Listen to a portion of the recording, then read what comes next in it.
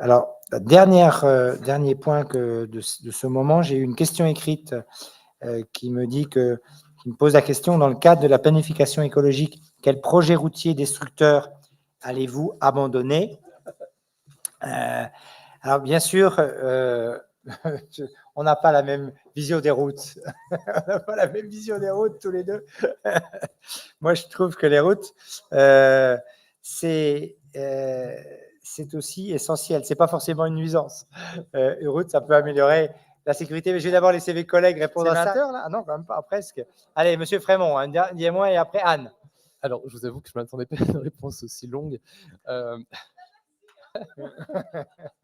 En tout cas, je retiens à repréciser plusieurs choses. C'était dense quand même. Bon, déjà, j'ai grandi à la campagne. Donc, je sais ce que c'est de ne pas être en milieu urbain. Et comme tous les territoires d'Alsace, je n'ai pas besoin de me déplacer en calèche. Il y avait des routes existantes qui reliaient les différentes communes. Premier point. Ensuite, je ne pense pas que ce soit aussi binaire la réflexion que les routes, c'est mal, et comme ça a pu être résumé juste avant. Par contre, la question, c'est pas est-ce que les routes c'est mal, c'est est-ce qu'on fait plus de routes en fait? Est-ce qu'on continue dans cette logique-là, qui fait que plus de routes, c'est égal plus de trafic, donc plus de pollution. C'est ça le sens de la réflexion. Et du coup, par rapport aux besoins des habitants, effectivement, c'est au cœur quand même du sujet. Nous, notre position, c'est d'avoir une vision plus globale avec les solutions de mobilité d'aujourd'hui, et pour apporter des solutions aux citoyens. Vous parliez tout à l'heure des vertus écolo des routes. Alors, je suis obligé de vous contredire.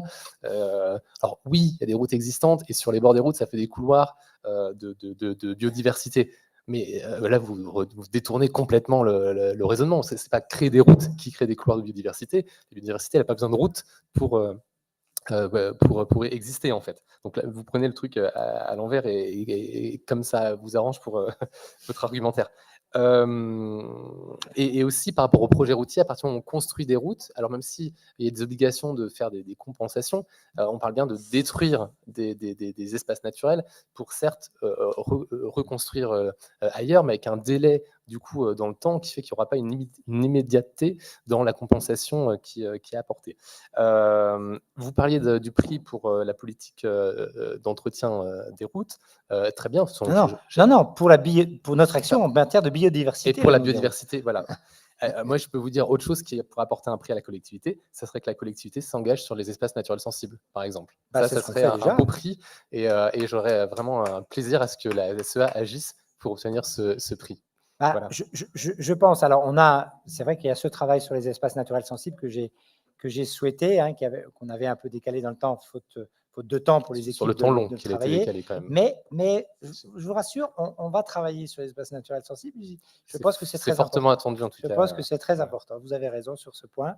Voilà. Après, si vous voulez, on ne fait pas une route pour se faire plaisir, parce que c'est de l'argent, etc. C'est quand le territoire en exprime un besoin important, et on analyse ça quand même. Bon.